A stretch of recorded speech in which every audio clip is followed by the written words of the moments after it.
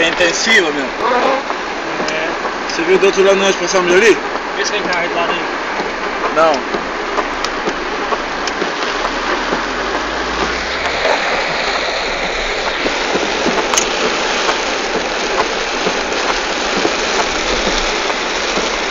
Você sabe onde está a passar aqui? Sabe? Você conhece onde está a passar? Sei, conheço que tudo aí. Ah, tá certo. Então isso é... Olha só.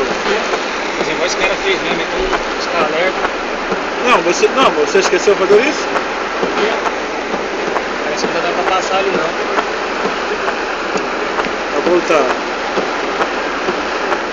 Olha, a corrente é forte para descer ali. Olha o jeito que a água tá passando lá, né? X! Aquele é Rio Beraba, né? Olha lá. Não dá. Na moral, não pode estar não. Volta aí. Aqui tem uma entrada aqui.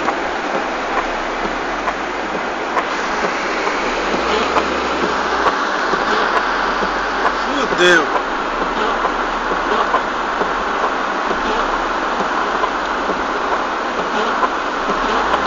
Pera aí.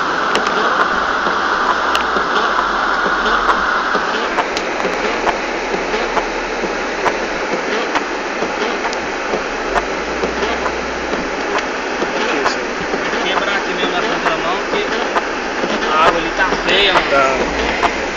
Atravessar aquele ali, o carro ainda dá hora parar no meio, ilhado lá no meio lá. Fudeu já. É. O Corsa já era, então não pode, né? Não. É.